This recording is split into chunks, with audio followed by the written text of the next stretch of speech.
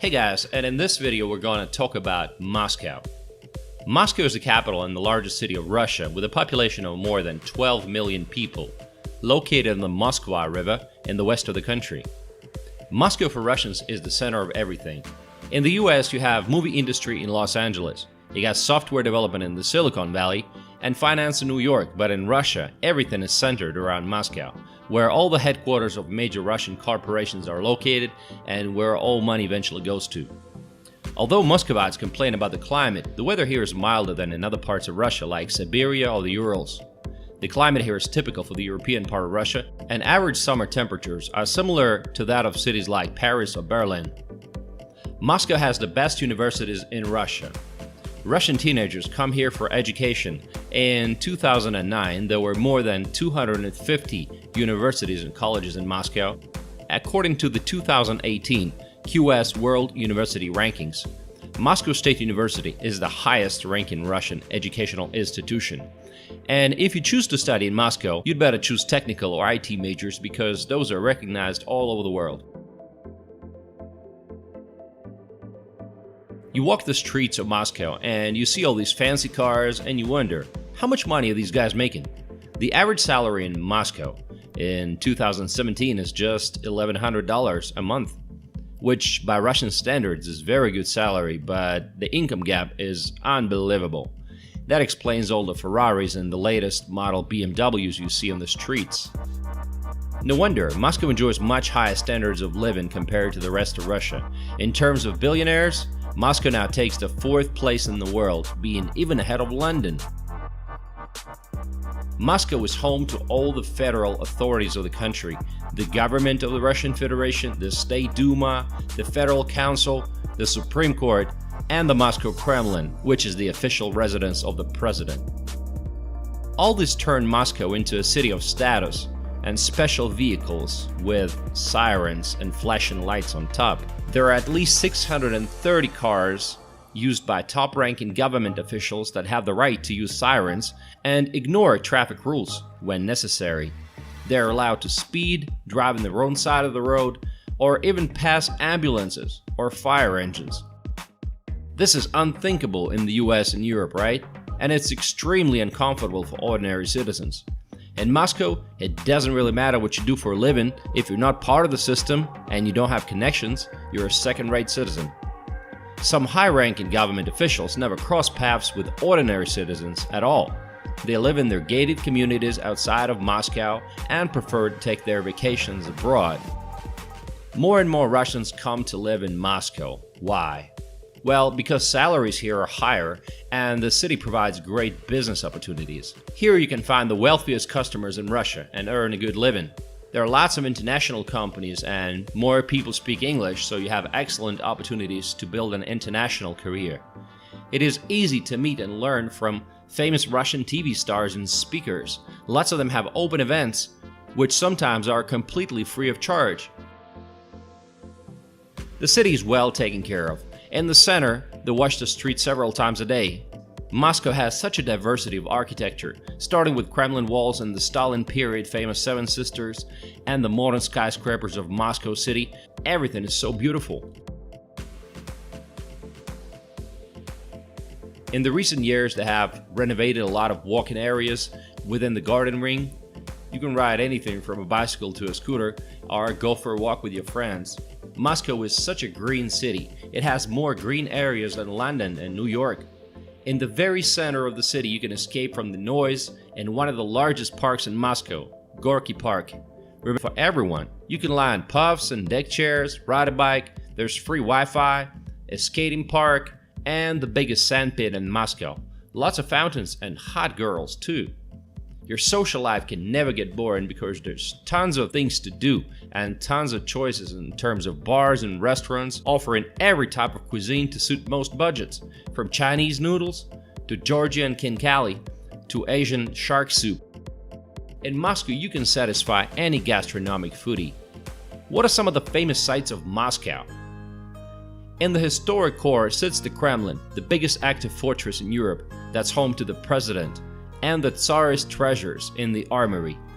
Outside its walls is the Red Square, Russia's symbolic center. It's home to Lenin's Mausoleum, the State Historical Museum's comprehensive collection, and St. Basil's Cathedral, known for its colorful, onion-shaped domes. Russia's main department store, GUM, has a stunning interior and houses a variety of high-end boutiques. Even if shopping is not on your to-do list, the GUM is still worth a visit. The glass-roofed arcade faces Red Square and offers a variety of classy eateries. Arbat Street. Arbat is one of Moscow's most touristy spots.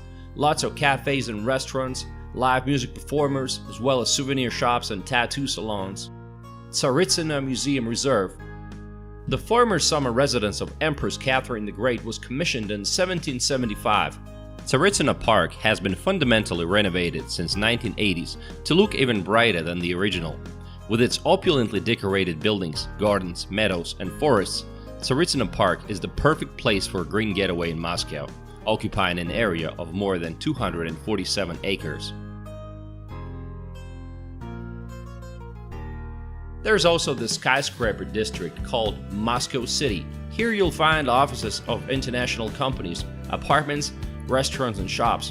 For a Russian city to have such an American downtown is very unusual. Here, one-bedroom apartment will cost you $500,000. For the best panoramic views of the city, come to Restaurant 60, which is located on the 62nd floor of the Federation Tower. This place seemed to have it all: head-spinning views, great food, and vibrant atmosphere, and no entry ticket. All you have to do is buy a glass of beer. If you are into museums and theaters and galleries, there is no shortage of cultural and entertainment places. The quality of museums, art galleries, theaters, and concerts is also outstanding, including well-known all over the world, big and small theaters, the Tretyakov Gallery, with one of the largest collections of Russian art in the world, the Armory Chamber, the Museum of Tolerance, and so many more.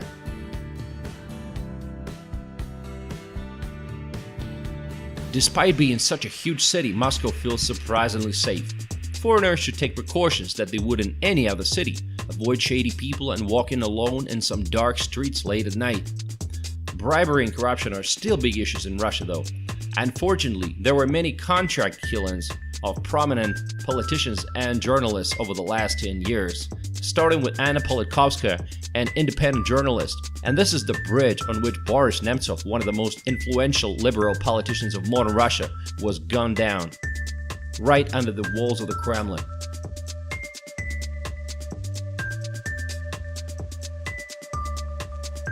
In Moscow, everything is gigantic. Buildings, roads, everything is huge. Kutuzovsky Avenue, in the very center, has 10 lanes, complicated road connections, garden ring with a length of 15 kilometers, and the huge Moscow Circle Road. Despite all of this, traffic in Moscow is notoriously bad. It's normal to commute for an hour or more just to get to work in the morning. Residents of Moscow are used to many kilometers of red lights and loss of time. Every time you need to get someplace, you have to get your GPS to get the best possible route. And to leave the city on the weekend, you'll have to get up really early. In the year 2000, there were 2.6 million cars in the city. Then in 2012, already 4.5 million, and every year the number of cars grows by about 4%. Moscow has the best roads in Russia. Today, car sharing and bicycle sharing gained huge popularity. You won't be able to ride a bike all over the city, but the situation is changing for the better and more areas are open for cycling. The main transport of Moscow is the subway, or the metro, as they call it here. Metro in Moscow, along with a monorail road, has 214 stations. And they're putting a lot of effort to build new ones. How many more stations do they need, you ask? You know, if you look at tiny Oslo in Norway, it has 101 metro stations for a population of just 500,000, so it's clear that there's room for growth. They're planning to introduce 40 more new stations in different parts of the city by 2020. Daily metro ridership is more than in New York or London.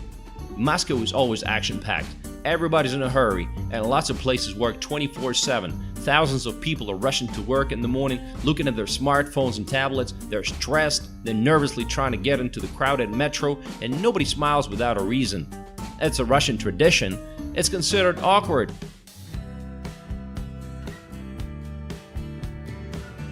What are the cons of living in Moscow? Well, it feels like someone is always watching your back. Security gates everywhere, every public place you go to, they always scan your bags.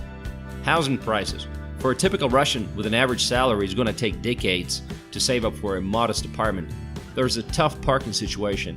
The city is huge and some friends don't see each other for months. For many, just to get out to the city center on the weekend is an accomplishment.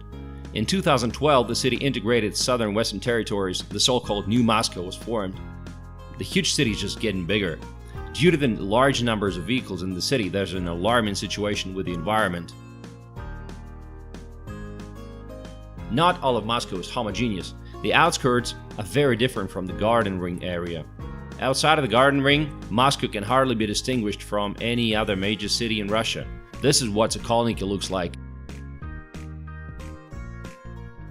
If you love nature, fishing and hunting, picking berries and mushrooms, pure air and water, just know that to get to the nearest decent forest is going to be at least a 150-kilometer drive. Some people spend more than 3 hours to get to the countryside.